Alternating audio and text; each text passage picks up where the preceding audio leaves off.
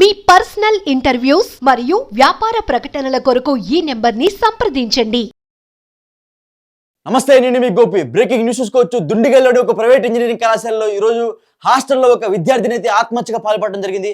అదేవిధంగా వాళ్ళ తల్లిదండ్రులు అయితే నా కూతురు పిరికిది కాదు, నా కూతురు చాలా ధైర్యవంతురాలు అని వాళ్ళ తల్లిదండ్రులు అయితే వాపోతున్నారు. కూలి పని చేసి కష్టపడి నా కూతురుని చదివిస్తే ఈరోజు కాలేజీ యాజమాన్యం ఒక శవ రూపంలో నా కూతురుని నాకు అందించారంటగా కాలేజీ యాజమాన్యం అయితే వాపోతున్నారు. సో ఇదే విషయం గురించి మరిన్ని అంశాలు తెలుసుకోవడానికి మా పొలిటికల్ ఎడిటర్ కార్తిక్ ఉన్నారు.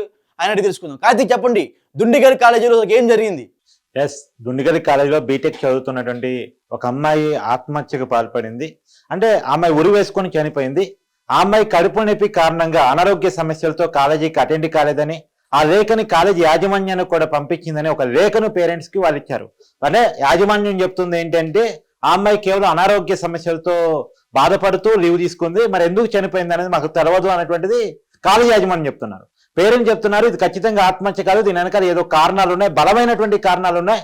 మా అమ్మాయి కడుపు నొప్పి అయినా ఇంకే సమస్య వచ్చినా సరే మాకు చెప్తుంది. మాకు చెప్పలేదు అంటే మా ఏ చిన్న సమస్య వచ్చినా ఆ అమ్మాయి మాకు చెప్తుంది. చెప్పలేదు అంటేనే ఇక్కడ ఏదో విషయం దాగి ఉంది. ఆ విషయం ఏంటి? కాలేజీ యాజమాన్యానికి అంతా తెలుసు, కాలేజీ యాజమాన్యమే మా పిల్లని చంపింది అనేటువంటిది ఆ పేరెంట్స్ చెప్తున్నటువంటి మాట. వరుసగా ఈ మధ్య కాలంలో జరుగుతున్న అనేక సంఘటనలు, కాలేజీ చదువుతున్నటువంటి పిల్లలు, చేతి కొదొచ్చినటువంటి పిల్లలు చనిపోతుంటాం. ఈ మధ్య కాలంలో కూడా చూసాం. బాసరలో స్వాతి అనే ఒక అమ్మాయి ఏ రకంగా ఆత్మహత్య చేసుకుంది అనేది కూడా మనం చూసాం. దానికి కూడా ఉన్న కారణాలు ఏంటి? ఆ కాలేజీలో ర్యాగింగ్, సీనియర్స్ వేధింపులు. ఆ వేధింపుల్ని కాలేజీ యాజమాన్యాలకు దృష్టికి తీసుకెళ్ళినప్పుడు కూడా పట్టించుకోకపోవటం అనేటువంటిది తెలిసింది. అదే బాసర త్రిపురైటీలో అనేక మంది గతంలో కూడా ఆత్మహత్యలు చేసుకున్నారు. ఇవాళ వెలుగు చూస్తుంది దిండిగల్లో. అంటే ప్లేసు మారినా, కాలేజీ మారినా జరుగుతున్న పరిణామాలు ఒకటే. చేతికొచ్చినటువంటి పిల్లలు ఈ లోకాన్ని విడిచి వెళ్ళిపోతున్నారు. కష్టపడి చదివిస్తున్నారు పేరెంట్స్, చాలా కూలీ నాలి చేసుకొని కష్టపడి వాళ్ళు తినక ఫీజులు కడుతున్నారు. ఎందుకంటే వీళ్ళ ఫీజులు లక్షల్లో ఉంటాయి, ఎవరు తెలియదు కాదు. ఉన్నత చదువులు చదివించాలంటే ఆస్తులు అమ్ముకోవాల్సిన పరిస్థితులు గారి చదువులు ఉన్నాయి.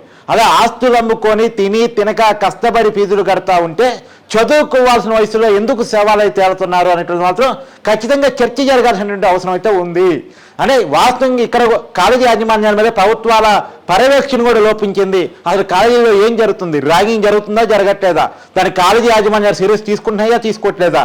మొన్న ఖమ్మంలో కూడా మమతా మెడికల్ కాలేజీలో సీనియర్స్ వేధిస్తే ఆ వేధింపులు ఫలితంగా కంప్లైంట్ ఇస్తే పట్టించుకోలేదని, తర్వాత సోషల్ మీడియా వేదికగా ఒక మహిళ వేదిక ఎక్కిన తర్వాత దాన్ని పెద్ద ఎత్తున ట్రోల్ అయిన తర్వాత ప్రభుత్వం సీరియస్ అయిన తర్వాత అక్కడ ర్యాగింగ్ హెడ్ను కూడా సస్పెండ్ చేసినటువంటి పరిస్థితి మనం చూస్తాం.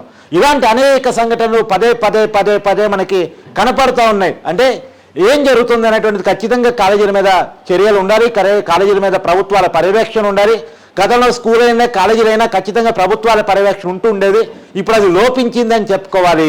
గోపి, కార్తిక్, మరో టాపిక్ మాట్లాడుకుంటే మనం చూసుకుంటే కాలేజీ యాజమాన్యం కూడా వాళ్ళ తల్లిదండ్రులకు సహకరించట్లేదంట. కాలేజీ యాజమాన్యం తల్లిదండ్రులను బయటికి గెంటేస్తున్నారు అన్నట్టుగా తల్లిదండ్రులు అయితే వాపోతున్నారు.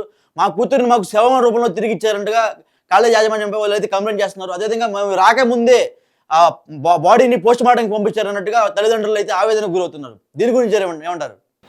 కాలేజీ యాజమాన్యాలు చేసే ఓవర్ యాక్షన్ కూడా ఇప్పుడు వాస్తవానికి మనం కోల్కతా ఇష్యూలో చూసాం. అసలు తల్లిదండ్రులు రానియకుండా పోస్ట్ మార్టం చేసి ఈ అమ్మాయి ఆత్మహత్య చేసుకుంది అనేది చూపించే ప్రయత్నం చేశారు. తర్వాత కోల్కతా మెడికల్ కాలేజీలో తేలింది ఒక గ్యాంగ్ రేక్ అమ్మాయి మీద చదివింది, ఆ అమ్మాయిని చంపారు అనేటువంటిది తర్వాత తేలింది. తర్వాత అది పెద్ద రాద్ధాంతం కూడా దేశవ్యాప్తంగా. ఇక్కడ దుండిగల్ కాలేజీలో కూడా పేరెంట్స్ కంటే ముందే పోస్ట్ మార్టం పంపటం. వాస్తవానికి ఏంది, చనిపోయిన తర్వాత పేరెంట్స్కి ఇన్ఫర్మేషన్ ఇవ్వాలి, పేరెంట్స్ వచ్చి శవాన్ని చూసిన తర్వాత పోస్ట్ మార్టాన్ని పంపాలి. అసలు పేరెంట్స్ని చూపించకుండా పోస్ట్ మార్టం పంపించాకు కాలేజీ యాజమాన్యానికి ఎవరిచ్చారు? ఇక్కడ బేసిక్గా నేను అడుగుతున్నటువంటి ప్రశ్న. అంటే పేరెంట్స్ చూపించకుండా పోస్ట్ మార్టాన్ని పంపించే హక్కు ఎవరిచ్చారు? అది కాలేజీ యాజమాన్యం ఖచ్చితంగా సమాధానం చెప్పాలి.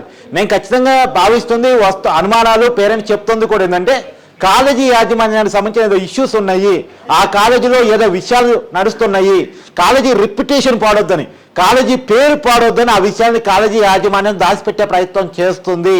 వాళ్ళకి ఫీజులు కావాలి తప్ప వాళ్ళకి పిల్లల ప్రాణాలతో పని లేదు. వాళ్ళు కేవలం డబ్బుల కోసం పనిచేసే యంత్రాలు తప్ప వాళ్ళకి కనీస మానవతా దృక్పథం కానీ సామాజిక స్పృహ కానీ ఉండట్లేదు అంటానికి ఇది ఒక ఉదాహరణ. Gopi, okay, thank you Karthik.